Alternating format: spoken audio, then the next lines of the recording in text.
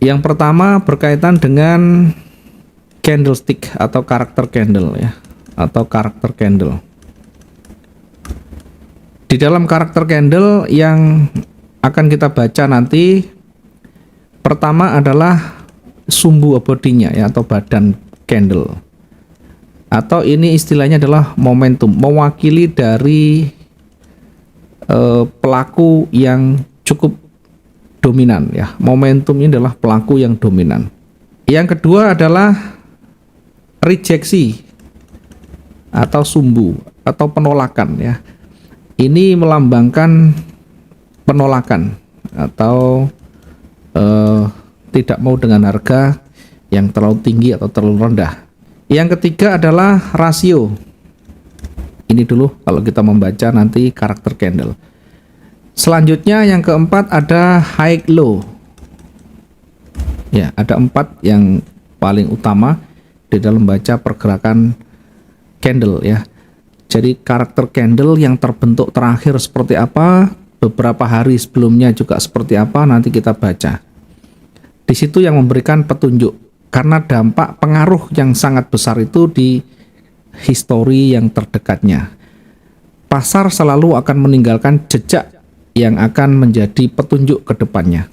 Sehingga kalau market mau bergerak naik dan turun pun sebenarnya di situ sudah ada jejak yang ditinggalkan yang minimal kita bisa lebih hati-hati. Kita contohkan misalkan ini candlenya tebal seperti ini. Dengan sumbu yang kecil ya, sumbu yang kecil, tetap ada sumbu di sana. Ini artinya yang mendominasi adalah seller ya. Candle dengan sumbu yang pendek dengan body yang besar, ini artinya momentum bearish atau momentum seller, di mana kekuatan seller ini lebih dominan.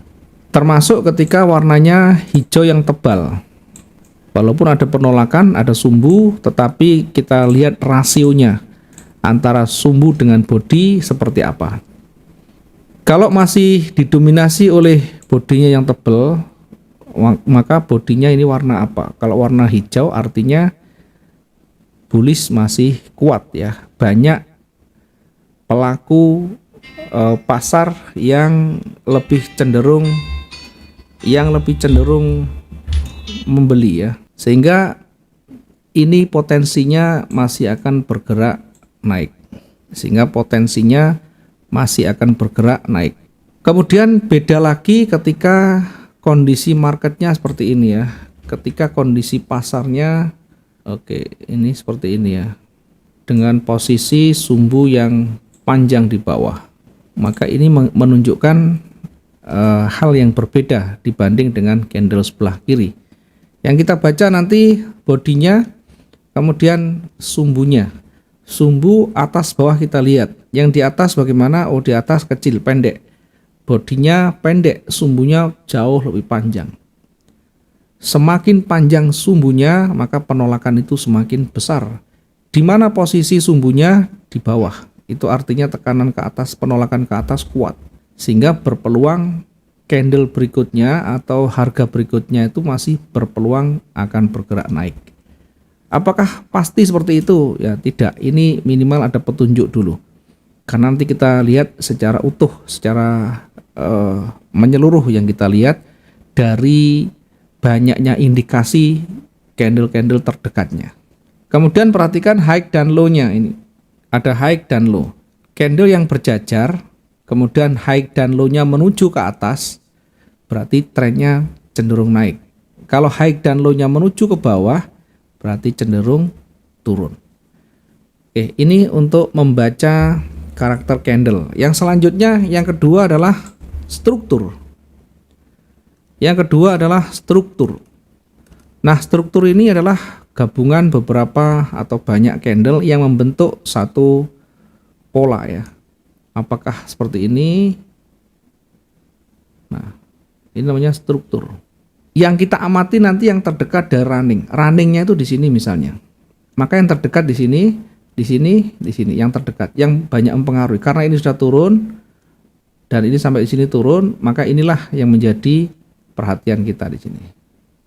Sehingga ketika dia mulai melawan ke atas, maka nanti yang kita baca adalah retest, retracement.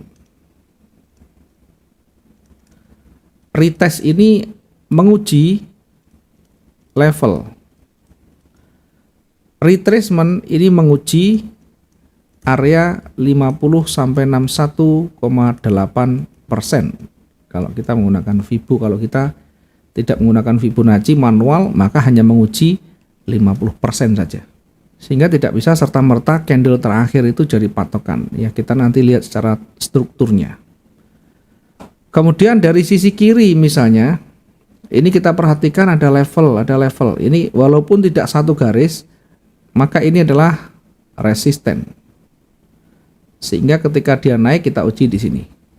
Perhatikan range, perhatikan kemampuan pergerakan harian. Ya, perhatikan pergerakan harian. Kemudian selanjutnya, selain kita melihat struktur, maka sebelah kiri tadi ada level. Ya. Level ini support resistennya. Support resisten termasuk ada retest, termasuk ada retracementnya ya. Kemudian yang keempat ya, ada moving average atau pergerakan harga rata-rata yang terdekat. Baru yang kelima nanti kita menempatkan triggernya. Trigger ini sebagai penentu kita entry-nya seperti apa. Yang menjadi petunjuk, menjadi ciri kita mau entry terakhir itu apa. Apakah potensi berbalik atau masih berlanjut ya. Oke, selanjutnya kita akan lanjut lagi ya, biar nanti kita lebih lengkap di dalam membaca. Kita akan bahas satu persatu ya. Tadi struktur sudah, level kemarin sudah. Sekarang kita moving average ya. Moving average ini pergerakan rata-rata. Kalau kita di trading atau bahkan kita scalping, kita bisa setting di periode 13 atau 20 ya. Untuk kita memanfaatkan peluang yang lebih banyak, maka gunakan 13.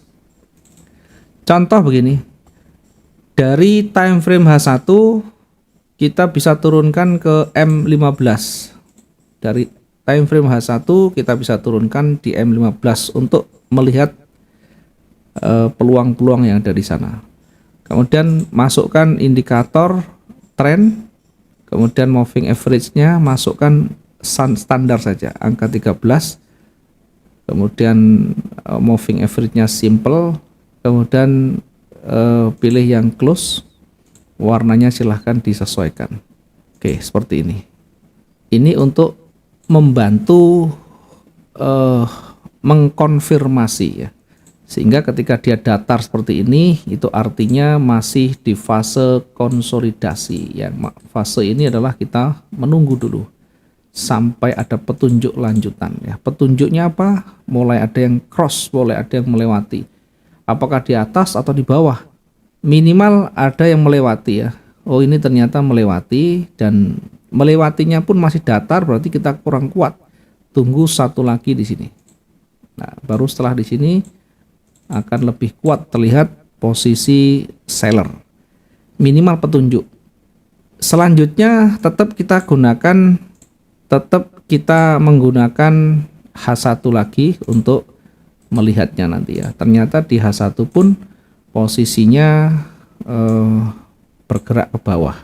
Ketika kita sudah tahu ini strukturnya menuju ke bawah, oke, menuju ke bawah, maka bukan berarti serta-merta kita bisa ambil posisi sell di situ ya. Kalau di situ tidak ada hambatan tidak masalah, karena di sini ada level, ada banyak penolakan. Kenapa kita harus menjaga ini tidak ambil posisi di area-area rawan seperti ini? Karena ini bisa dua-duanya. Di area di sini nanti bisa menyentuh dan memantul ke atas. Karena itu kita menunggu hingga dia breakout. Kalau kita mau yang lebih cepat ya menggunakan scalping, maka tadi kembali ke M15.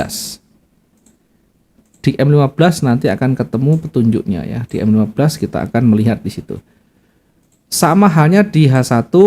Nah, di M15 seperti ini. Ini masih bergerak turun. Nanti bergerak naik, kemudian tidak mampu, sudah jadi berubah warna merah. Kalau warna hijau jangan dilawan dulu. karena arahnya ke bawah dan sekarang runningnya masih hijau. Tunggu hingga hijau ini selesai jadi warna merah, kita baru masuk sell. Kalau ini scalpingan, targetnya juga harus terukur ya. Di sini ada banyak level, setidaknya di sini harus exit, harus segera exit.